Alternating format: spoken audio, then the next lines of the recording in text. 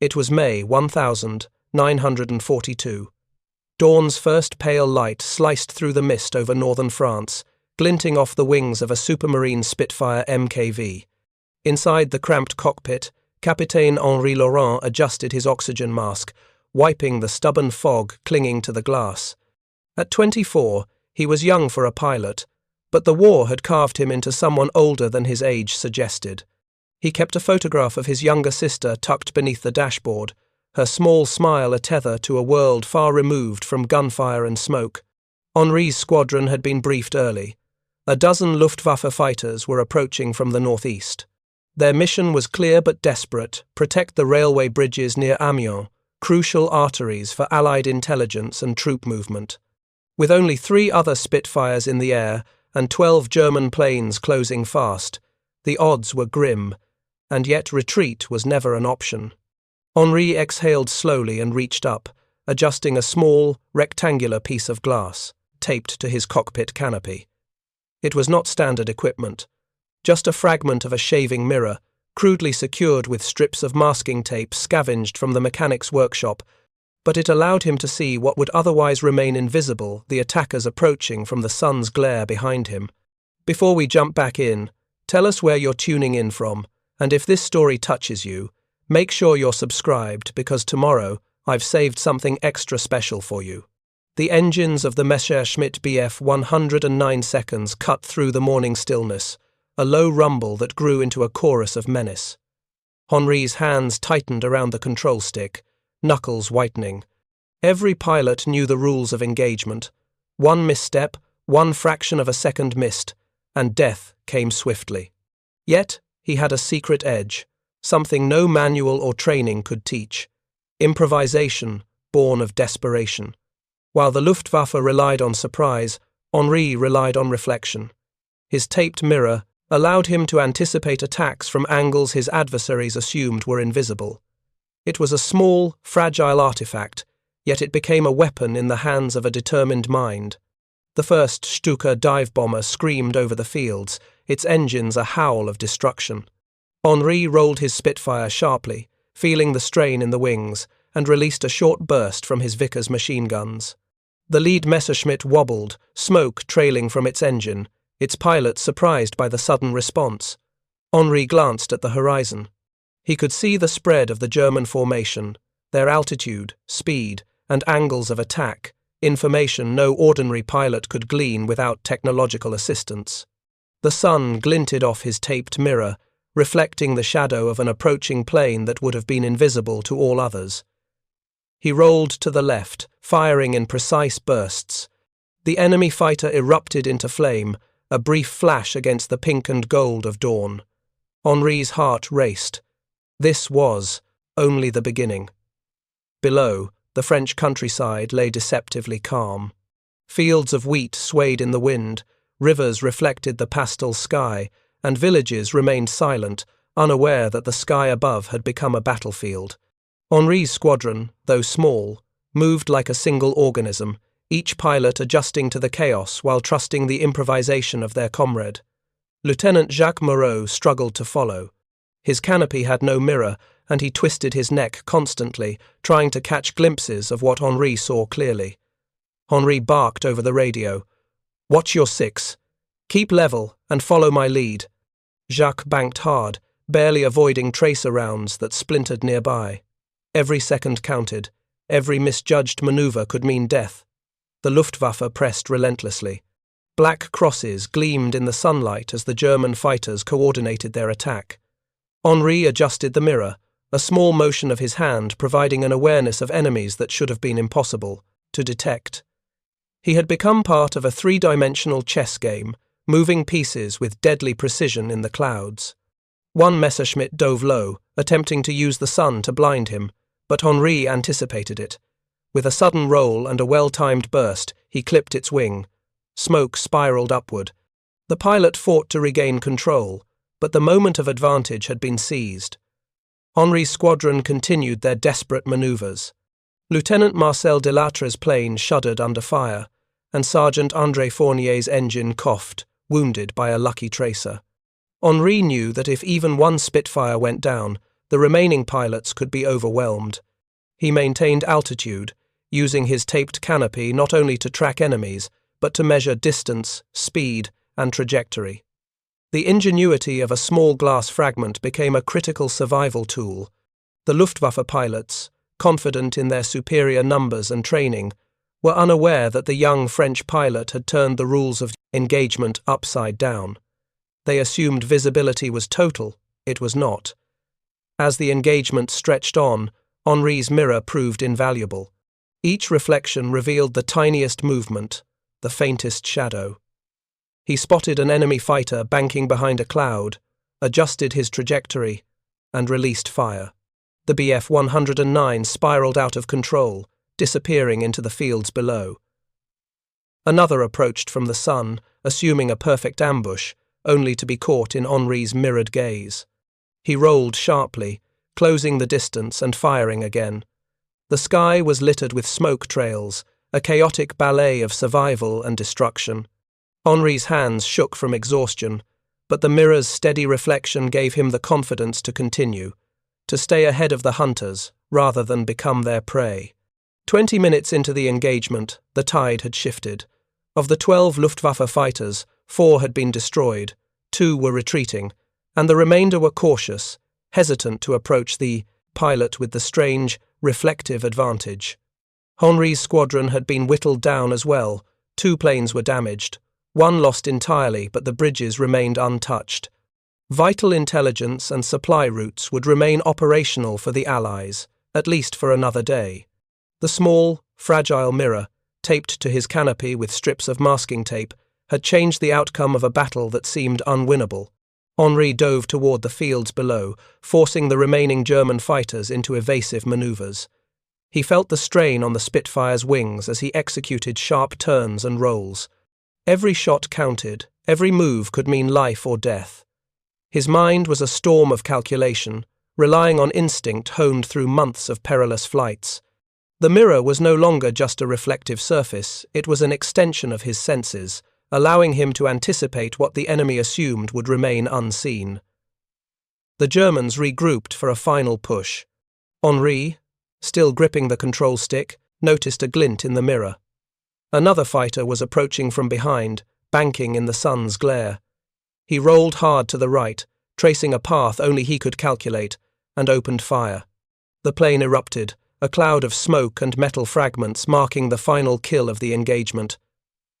Henri exhaled, his chest heaving. He had outmaneuvered an entire squadron of the Luftwaffe using nothing more than ingenuity, instinct, and a small piece of glass taped to his canopy. Below, the countryside remained serene. Farmers tended their fields, unaware that above them, young men had gambled with life and death. Henri's squadron descended slowly toward the airfield, engines whining in protest.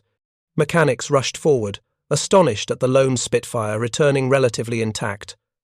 Henri removed the taped mirror, inspecting the small artifact that had saved lives and preserved critical bridges. It was crude, fragile, and yet effective beyond measure. Technique spread through the squadron. Pilots copied the taped mirrors, adjusting them to their own aircraft, experimenting with angles and reflections. It became a quiet revolution, an adaptation born of desperation. Engineers began noting its effectiveness, eventually standardizing rear-view mirrors on new aircraft. What had started as a small personal modification became a tactical advantage that shifted air engagements across France and beyond. Henri reflected on the battle as he cleaned the Spitfire's canopy later that day. The adrenaline had faded, replaced by fatigue and a solemn awareness of lives lost and saved. Lieutenant Jacques Moreau, though shaken, had survived, and the bridges remained intact. Henri thought of the young sister whose photograph had accompanied him into the clouds, and he realized that ingenuity and courage could often outweigh numbers, guns, and firepower. In war, sometimes it was not the most advanced machines that won, but the creativity and quick thinking of the men who flew them. Months later, accounts of the battle filtered through command channels. Reports described 4 Spitfires against a dozen Luftwaffe fighters, with 8 enemy planes destroyed or damaged. Official records would never name the small mirror taped to Henri's canopy, yet every pilot who flew with him knew the truth. It was not technology, training, or brute force alone that had turned the tide. It was ingenuity, a reflection in the sun, and a young pilot willing to take risks that defied logic. Henri never sought recognition. He understood the value of survival, of mission accomplishment, and of innovation. In letters home, he described the battle tersely. "We survived. The bridges survived. The rest is history." Decades later, historians would analyze his maneuvers, the tactical advantage provided by a simple taped mirror, and marvel at how one small artifact had shifted the balance in a high-stakes engagement. It became a symbol not of heroism alone, but of human adaptability, quick thinking, and the quiet courage that turns desperation into life-saving innovation. By late 1942, other squadrons had adopted similar techniques. Pilots adjusted mirrors, experimented with angles, and shared their findings. The Luftwaffe, once confident in its numerical and technological superiority, found itself facing opponents who could see what was invisible, anticipate ambushes, and strike first. Henri's simple act of taping a mirror became a small but decisive evolution in aerial warfare. It was a reminder that sometimes survival and victory depended not on the largest guns or fastest planes, but on cleverness, observation, and the courage to defy expectations. Years later, long after the war had ended, Henri returned to northern France. The fields were peaceful, the airfield long gone, replaced by farmland and small villages. He walked among the wheat, touching the soil where smoke and fire had once erupted. He remembered the morning light, the hum of engines, and the tiny reflection that had saved him and his comrades. The tape had long since disintegrated, and the mirror itself was gone, but its impact remained. Henri smiled faintly, knowing that in a moment of chaos and danger, he had changed the course of events with nothing more than a small piece of glass, courage, and quick thinking. The Germans descended in formation, engines screaming like angry beasts, black crosses glinting sharply in the morning sun. Henri Laurent tightened his grip on the control stick, eyes flicking to the taped mirror mounted crudely to his canopy. It was a fragment of a shaving mirror, cracked at one corner, but it allowed him to see angles of the sky that would otherwise have been invisible. A flash caught his eye, one Messerschmitt Bf 109 diving from high above, hidden behind the glare of the sun. Henri rolled sharply to the left, firing a short burst from his Vickers cannon. The enemy fighter shuddered violently, smoke trailing from its engine as it veered uncontrollably. Henri exhaled, the taste of oil and sweat thick on his tongue. "Mon Dieu," he muttered, gritting his teeth. The squadron's Spitfires were older models, slower and less maneuverable than the Luftwaffe's fighters. Each maneuver had to be calculated, precise, almost surgical in execution. Every second mattered. A single misstep could be fatal. The sky had become a chessboard, the pieces silver and black, moving with deadly intent. Henri's mind raced, calculating trajectories and predicting enemy patterns. But the mirror was his secret. A small, fragile artifact taped above his head had become the key to survival. Behind him, Lieutenant Jacques Moreau struggled to maintain position. His canopy offered no rearward visibility, forcing him to twist his neck constantly. Bullets whined past him, splintering a wingtip mere inches from his control surfaces. Henri's voice cut through the radio static. "Level, don't bank too sharply." Jacques obeyed, heart hammering, narrowly avoiding a tracer that ripped through the air where his shoulder had been moments before. The battle had become a blur, silver wings flashing, tracer streaks arcing like deadly ribbons, and the deafening roar of engines filling every sense. Henri's taped mirror was more than a reflective surface. It allowed him to predict movements that would have otherwise been lethal surprises. He saw angles the enemy assumed were invisible. One by one, the German pilots underestimated him, thinking they held all the advantage. Each time they dove for a kill, Henri anticipated their trajectory, rolling or climbing at the exact moment needed to make their attack miss. He unleashed precise bursts, the bullets finding engines, wings, and fuselages in a chaotic symphony of destruction. Each kill or near miss was a testament not to firepower, but to ingenuity. The tape on his canopy served a dual purpose. It secured the mirror, yes, but it also reduced glare and reflections, giving him a clearer view of the sky around him. Sunlight had been the enemy's ally, masking attacks, but now it became his tool. A simple trick born of desperation, tape, glass, and instinct had turned the tide in a situation that seemed hopeless. Henri's pulse raced with each maneuver, each glimpse in the mirror translating into a fraction of a second that might save his life. In dogfighting, fractions of a second were the difference between life and death. A Stuka dive bomber screeched from above, its notorious Jericho trumpet screaming a warning to those below. Henri rolled under its line of fire, narrowly avoiding the dive. He spotted another Messerschmitt approaching from behind. Reflexively, his eyes flicked to the mirror. The enemy pilot banked, thinking he had Henri in his sights. Henri rolled right, then left, closing the distance, and squeezed the trigger. Tracers tore through the air, ripping across the Bf-109's fuselage. Smoke erupted. The German pilot attempted to recover but failed. Henri's mirror had given him precious moments to act, to strike first where otherwise he would have been vulnerable. Lieutenant Moreau's aircraft wobbled violently, hit by a near miss. Henri radioed him. "Adjust your rudder.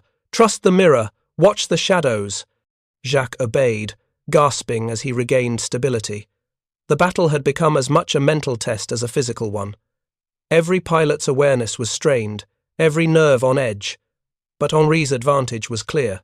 He could see what others could not, anticipate attacks, and respond in ways that seemed impossible to his comrades. In that high-stakes aerial game, his mirror was a guardian, a silent ally that multiplied his senses. The sky was chaotic. Smoke trails crisscrossed the pale dawn, punctuated by fireballs where enemy planes had been struck. Henri's hands were slick with sweat, heart hammering as he tracked multiple targets, simultaneously. He twisted the canopy-mounted mirror, adjusting angles, and saw a Bf-109 attempting to flank him from the sunward side. Timing his roll perfectly, he unleashed fire. The enemy plane burst into flames, a streak of black smoke against the glowing horizon. He glanced back at Jacques and Sergeant André Fournier. André's aircraft was trailing smoke as well, engine coughing from damage, yet both remained airborne. Henri's mirror allowed him to coordinate, to lead, and to strike without looking away from the battlefield. Every maneuver Henri executed was a balance of risk and reward. To climb too sharply meant losing speed. To roll too fast risked structural failure. His aircraft creaked and groaned, wings bending under stress, yet he trusted the mirror. It had become an extension of his vision, his instincts, and his confidence. Without it, the Luftwaffe would have dominated the engagement. With it, Henri had become the unseen predator. Enemy pilots banked and dived, expecting surprise and blind spots, only to find the Frenchman anticipating their every move. He remembered the training from months before, the endless drills, the stories of young pilots lost in the previous campaigns. He thought of his sister back home in Marseille. The photograph under his dashboard, a reminder that survival mattered not only for duty but for those waiting beyond the clouds. Each reflection in the mirror, each flash of enemy aircraft, became a part of a larger picture, a mosaic of survival, strategy, and improvisation. Henri moved with fluid precision, a dance in the sky where only the clever and adaptable could survive. The Luftwaffe began to hesitate, breaking formation slightly as the losses mounted. Henri noticed this in his mirror before anyone else could react. Confidence gave way to caution among the German pilots. Henri seized the moment. He dove, rolling past another Bf-109, unleashing a short burst. Sparks flew from the fuselage, and the plane spiraled, away, out of the fight. Another followed. His squadron, inspired by his maneuvers, gained the upper hand. They were fewer in number, slower in speed, yet the mirror had given Henri and them a strategic edge. Minutes stretched into an eternity as the engagement continued. Henri's canopy, with its taped mirror and reduced glare, became his window to survival. Shadows, reflections, and sunlit angles all told a story. He anticipated movements, led his squadron, and picked targets with precision. The Germans attempted every trick: dives from altitude, flanking maneuvers, attacks from the sun, but Henri was always a step ahead. His small artifact, a mere fragment of mirror held by masking tape, had transformed the sky into a controlled battlefield. Sergeant Fournier's engine sputtered dangerously. Henri's voice was steady over the radio. "Cover him! Watch your six! Adjust throttle! Use the mirror!" André obeyed, banking sharply. The mirror had not only saved Henri, but allowed him to guide his comrades. In a chaotic dogfight, leadership came not just from rank, but from vision and ingenuity. Every plane that remained airborne was a testament to Henri's foresight and quick thinking. A final wave of enemy fighters approached. Henri rolled, twisted, and fired. The last Bf 109 inches his immediate vicinity wavered, its pilot realizing too late that Henri had already anticipated every attack. Smoke and debris trailed the final adversary as it fell away from the engagement. Silence descended for a moment over Henri's section of the sky, punctuated only by the hum of their engines and the occasional crackle of radio chatter. Henri exhaled, shoulders trembling. The mirror, humble in appearance, had delivered an extraordinary advantage. As the sun rose higher, Henri's squadron regrouped, aircraft limping but intact. The railway bridges near Amiens remained undamaged, vital routes for Allied operations preserved. Henri removed the taped mirror, inspecting it carefully. The cracks in the glass caught the light, reflecting a small piece of sky, a small artifact that had saved lives and influenced the outcome of a desperate engagement. It was fragile, crude, and yet it had proven indispensable. The ingenuity born of necessity had turned the tide against a superior force. Henri looked at his squadron, all battered but alive. Lieutenant Moreau, Sergeant Fournier, and the few remaining allies shared a glance that spoke volumes. They had survived against overwhelming odds, guided by a simple, reflective fragment taped to a canopy. It was a testament not to technology or massed firepower, but to human ingenuity, courage, and the ability to adapt in moments of extreme peril. Henri knew that the mirror, though small and easily dismissed, had rewritten the rules of engagement in the sky that morning. Months later, stories of the battle circulated quietly through command channels. Reports spoke of 4 Spitfires holding off a dozen Luftwaffe, fighters of tactical acumen that defied conventional wisdom. Henri never sought recognition. He understood the quiet value of survival, ingenuity, and the preservation of critical objectives. The mirror would never be noted in official dispatches, yet it remained a symbol, a fragile, reflective shard that had saved lives, altered outcomes, and demonstrated the power of quick thinking and adaptation in the face of overwhelming odds. By the end of the engagement, Henri's squadron had proven a small yet decisive point. Survival depended not solely on machines or numbers, but on perception, foresight, and the courage to improvise. The mirror, held in place with tape and determination, had become more than an artifact. It was a symbol of the human ability to adapt, survive, and, when necessary, outwit an enemy who believed victory was assured. Henri Laurent had turned a simple reflection into a weapon, and in doing so, had preserved not only his life, but the lives of those around him. The battle over Amiens would be remembered not for the speed or firepower of the aircraft, but for the ingenuity of a single pilot who refused to be caught unawares. The mirror, a fragment of a shaving kit, was a humble yet powerful innovation, proving that sometimes the smallest tools can change the course of history. Henri's eyes lingered on the horizon, knowing that the war would rage on, but in that moment he had claimed a small victory, and it was enough. By the 20th minute of engagement, Henri Laurent felt the familiar tug of fuel running low. His Spitfire's engine coughed and sputtered intermittently, a reminder that even the best improvisation had limits. Below him, the landscape stretched in quiet contrast to the chaos above. Fields swathed in green, sleepy villages untouched, and the vital railway bridges near Amiens standing as silent witnesses to the conflict that had raged in the sky. The Luftwaffe formation had been reduced. 4 German fighters remained, circling cautiously, their black crosses gleaming in the sunlight. They no longer attacked with reckless confidence. Henri had forced them into hesitation, uncertainty, and fear, with nothing more than a small, taped mirror glued to the canopy of his cramped cockpit. It was a fragment of a shaving mirror, cracked along one edge, and held in place with fraying masking tape, yet it had become his most potent weapon. Henri's eyes flicked to the reflection once again. A Messerschmitt Bf 109 had attempted a flanking maneuver, banking hard to approach from the sun's direction. Henri tilted the mirror, adjusting the angle with his gloved fingers, and caught a glimpse of the enemy fighter's wingtip before it reached him. Reflexively, he rolled the Spitfire sharply to the right, pulling the stick back with a precision born of hours of training and instinct sharpened by terror. His Vickers machine guns spat a short burst, tracer rounds carving a deadly arc through the pale morning sky. Smoke erupted from the Bf 109's engine, black and thick, and the German pilot attempted an emergency climb, wobbling as the Spitfire's rounds found their mark. Henri exhaled slowly, sweat matting his hair beneath the leather flight helmet.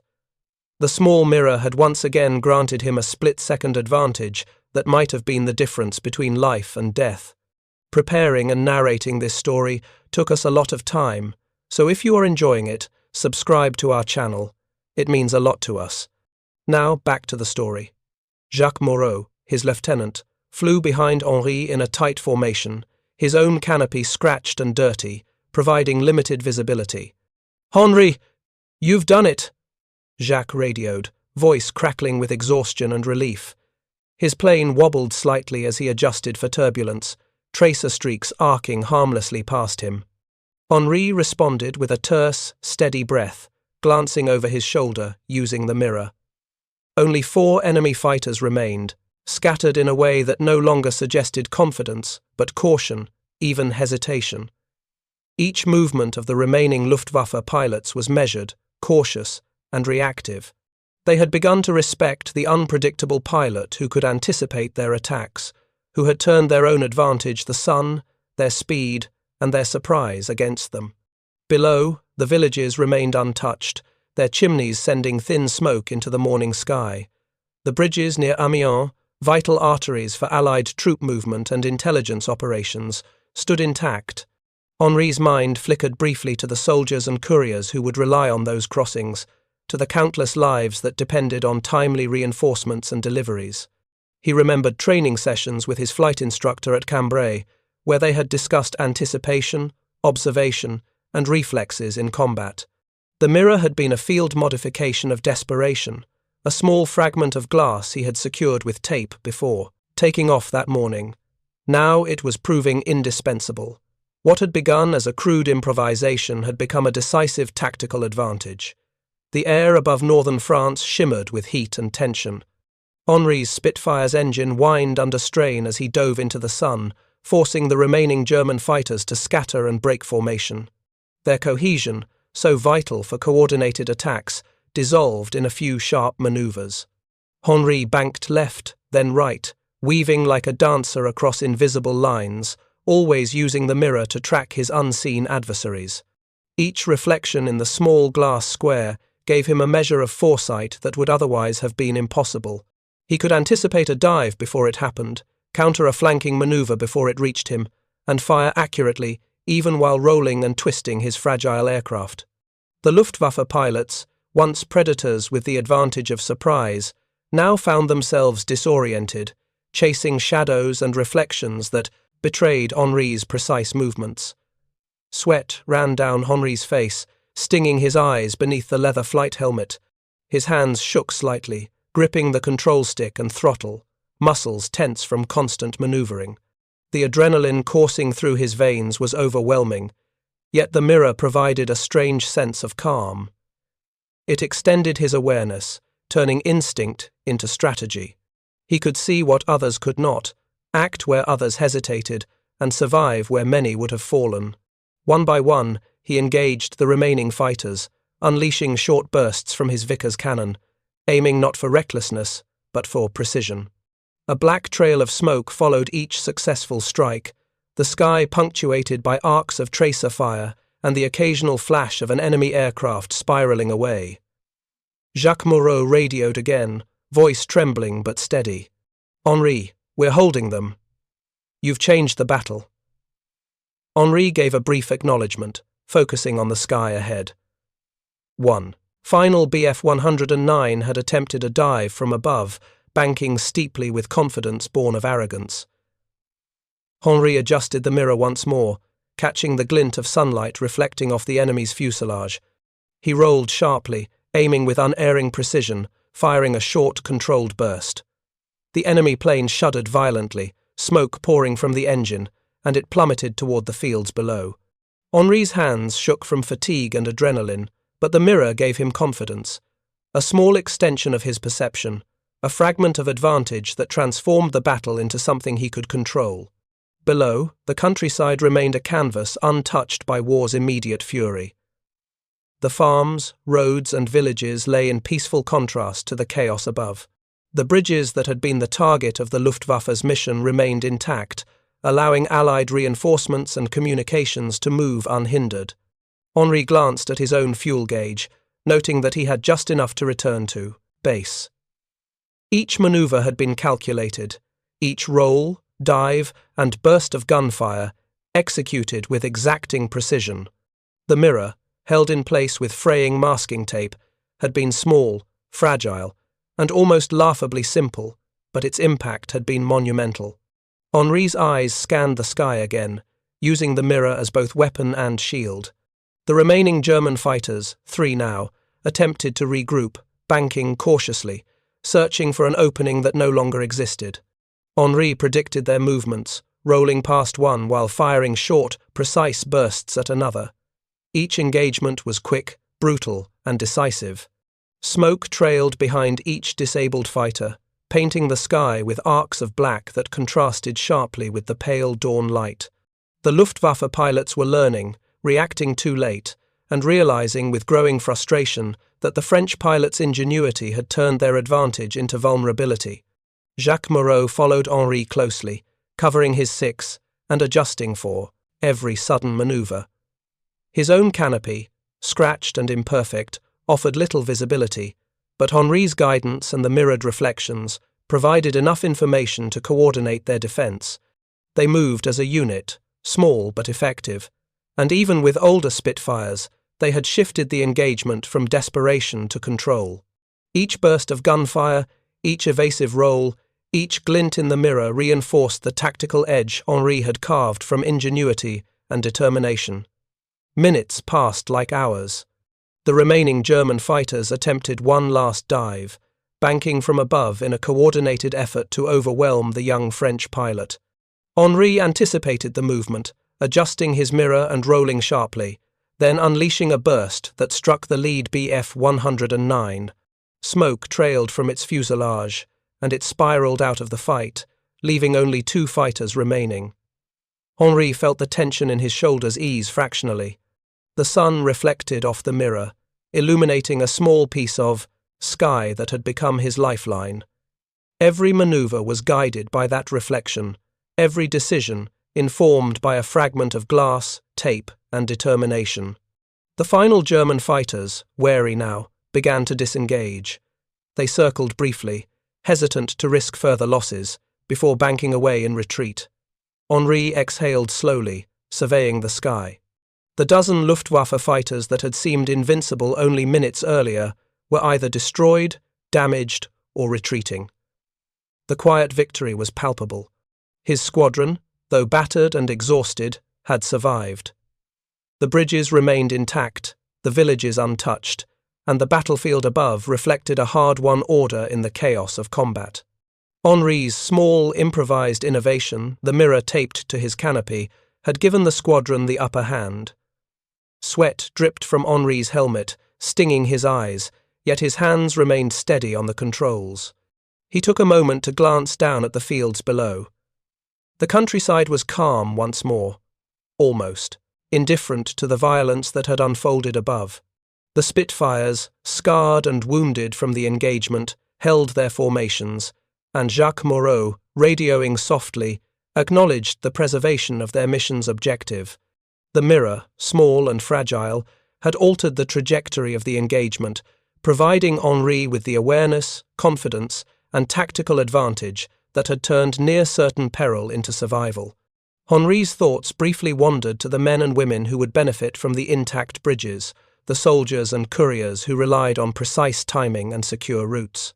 He considered the countless lives indirectly saved by those few minutes, by the quick thinking, and by the small artifact in his cockpit.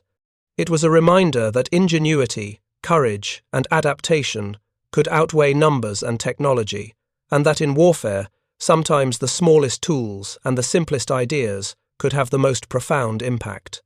Finally, with a gentle pull on the throttle, Henri turned his Spitfire toward base. The sun climbed higher, casting light across the fields and villages, and the air was quiet except for the low hum of the surviving aircraft. He removed the taped mirror briefly, inspecting it with a mixture of reverence and fatigue. Cracked, taped, and fragile, it had saved his life, guided his squadron, and turned a desperate engagement into a decisive victory. It was an unassuming artifact, but in Henri's hands it had become a weapon, a tool, and a symbol of human ingenuity under pressure. As the squadron returned home, exhausted but victorious, Henri reflected on the morning's events. The battle had demonstrated not only the value of technical skill, but also the extraordinary power of creativity and resourcefulness. One small piece of mirror, taped in place, had changed the course of a critical encounter, preserving key objectives and ensuring the survival of his comrades. It was a lesson in adaptability, improvisation, and the relentless will to survive. The bridge near Amiens, still intact beneath the morning sun, was proof that innovation, even in its simplest form, could rewrite the rules of war. Henri Laurent's Spitfire shuddered as he made his final approach to the airfield. The engine coughed and sputtered intermittently, warning him that fuel was nearly exhausted. Sweat ran down his face beneath the leather flight helmet, streaking the dust and grime accumulated from hours of manoeuvring over northern France. The pale sunlight glinted off the scratched fuselage, highlighting every dent and patch that had accumulated from the morning's desperate battle. Henri's hands, still gripping the throttle and stick, were trembling with a mix of exhaustion, adrenaline, and relief. Around him, the airfield was waking. Mechanics and ground crews moved quickly, some noticing the lone Spitfire descending like a wounded bird through the morning haze. He touched the small, taped mirror affixed to his canopy with care. The glass was chipped along one edge, its surface slightly fogged from condensation and the heat of his breathing. Yet it had become a lifeline in the sky. A fragment of ingenuity born from necessity, it had allowed him to see the enemy before they saw him, to predict attacks that would have otherwise ended in death. The mirror was more than a reflective surface. It was a window into survival, a guide that had transformed fear into control and allowed a single pilot to turn the tide against superior numbers. Henri had flown with it, strapped to his canopy for this mission, improvising with nothing more than masking tape and determination. The landing strip loomed closer. Henri adjusted the throttle, compensating for crosswinds, and the Spitfire skidded slightly on the damp grass as he touched down. The wheels kicked up mud and dust, squealing in protest, but the aircraft held steady. Mechanics rushed toward him, eyes wide with astonishment. "Capitaine Laurent! Mon Dieu! You made it!" shouted one, a young mechanic no older than 20. Henri forced a weary smile, nodding briefly. The roar of the engine and the tense energy of the airfield contrasted sharply with the quiet determination that had guided him through the previous half hour. As the aircraft came to a full stop, Henri climbed out, boots sinking slightly in the soft soil. He wiped the sweat from his brow, surveying the Spitfire that bore the scars of combat. The fuselage was pocked with bullet holes. The wings had sustained minor damage from tracer fire. One aileron had been hit, forcing him to compensate manually throughout the engagement. Yet the plane had survived, and he had survived. Henri reached up and carefully removed the taped mirror, holding it in his gloved hand. It was small, unremarkable, and yet monumental in its impact. Just a piece of glass, crudely attached to a canopy with a strip of tape, had rewritten the rules of engagement for that day. It had been the difference between a catastrophic defeat and a measured, hard-won victory. Squadron mates gathered around, eyes wide, whispers rippling through the crowd. Engineers crouched to examine the mirror, noting the angle, the method of attachment, and even the choice of tape. Some quietly sketched diagrams, intent on replicating the setup for their own aircraft. Henri noticed the subtle fascination, but he said nothing, simply placing the mirror carefully on a workbench to prevent it from shattering. To him, it was a tool, not a trophy. Its purpose had always been survival and the protection of his comrades. Squadron records later described the engagement with precision, though even the meticulous reports could not fully capture the tension, fear, and ingenuity that had defined the battle. 4 Spitfires, older models with engines strained from years of wear and tear, had faced a dozen Luftwaffe fighters, Messerschmitt, Bf 109 seconds, sleek and deadly, with experienced pilots in the cockpit. 3 of the Spitfires had been lost, including one belonging to Lieutenant Jacques Moreau, who had narrowly survived by diving into a valley to evade enemy fire. Despite the losses, 8 German aircraft had been destroyed or damaged, their pilots either retreating or nursing, spiraling, smoke-belching planes back toward occupied territory. The records showed numbers, statistics, and outcomes, but they could not fully convey the human ingenuity, the split-second decisions, or the courage that had altered the course of the engagement. Henri remained quiet as his colleagues celebrated in hushed tones, understanding the stakes without words. He moved to inspect his Spitfire, noting the damage, the scratches, and the small repairs that had held the aircraft together. A piece of shrapnel had lodged near the tail, another round had punctured the fuselage near the radio. Each imperfection was a testament to the intensity of the battle, a mark of survival. The mirror, still in his hand, reflected the morning sun in tiny glints, and Henri could not help but feel a sense of reverence for such a small artifact. A simple piece of glass had extended his awareness, amplified his instincts, and allowed him to act with precision that numbers alone could not describe. Over the following weeks, the taped canopy trick spread like wildfire through the squadron. Engineers documented the design, refining the angle, experimenting with different sizes of glass, and testing alternative methods of attachment. Some attached small fragments of mirror to the top frames of the canopy. Others experimented with convex pieces to expand the field of vision. Mechanics whispered among themselves, eager to implement the innovation before the next sortie. Pilots, initially skeptical, soon began installing their own mirrors, each slightly different but guided by the same principle. Increase situational awareness, anticipate enemy maneuvers, and survive. By the autumn of 1942, the mirror trick had been adopted across the Royal Air Force and Free French units, operating in northern France and the Low Countries. What had begun as a desperate improvisation in a single cockpit had become a standardized feature. Pilots discussed angles, glare reduction, and reflective surfaces during pre-flight briefings, sharing insights and small adjustments that might save lives. The mirror became a symbol of ingenuity, a testament to human adaptability in the face of overwhelming odds. Its presence did not guarantee victory, but it provided an edge, a fragment of control in a chaotic, lethal environment. Henri, however, never sought recognition. He never claimed credit in official reports, nor did he advertise his invention. In his mind, the mirror was never about glory. It was about survival, about providing his squadron with an opportunity to succeed when brute force alone would not suffice.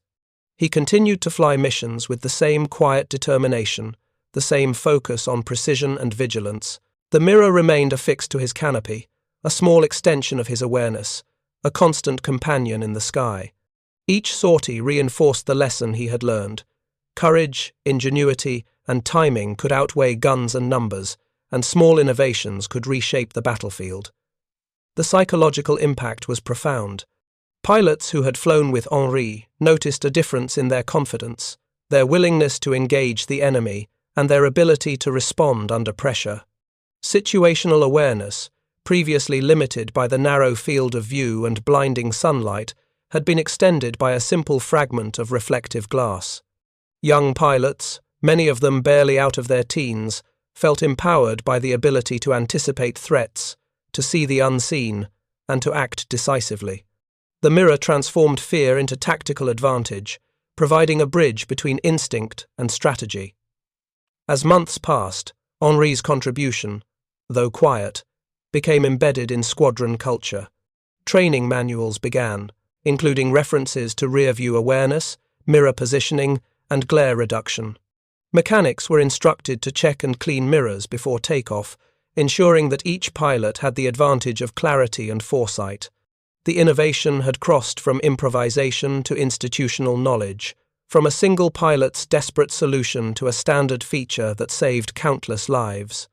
Historians would later describe it as a minor technical adaptation. But for those who had flown with it, it was a lifeline, a testament to the power of observation, creativity, and courage under pressure. One morning in late November, Henri walked across the airfield, observing new Spitfires lined up with small reflective devices affixed to their canopies.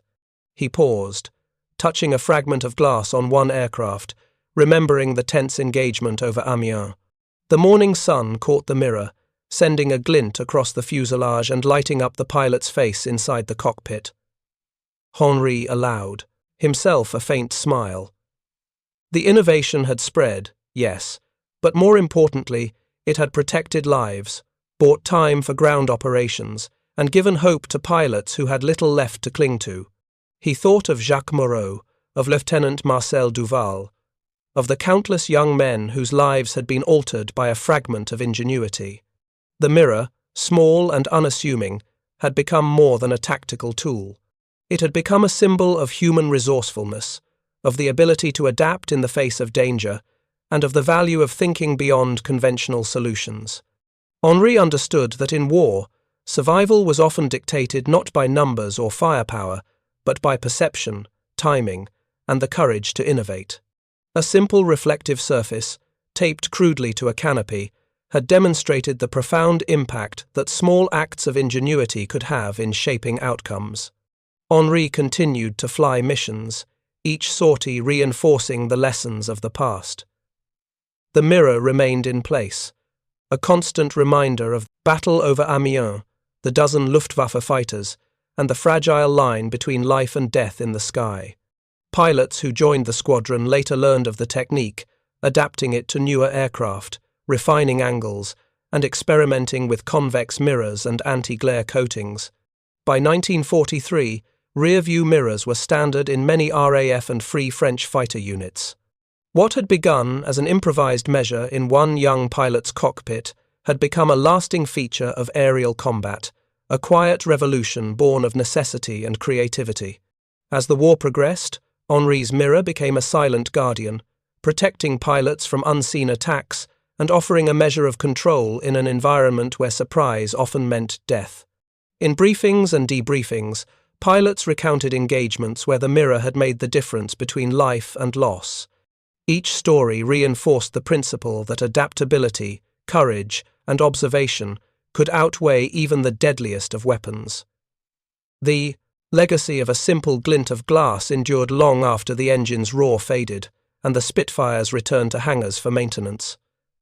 In the years after the war, Henri rarely spoke of the mirror or the engagement over Amiens. He returned to civilian life, working quietly and living modestly, yet the impact of his improvisation persisted. Training manuals, historical records, and personal accounts referenced the taped canopy trick, though often without naming him. To Henri, that was irrelevant. The measure of success had never been recognition.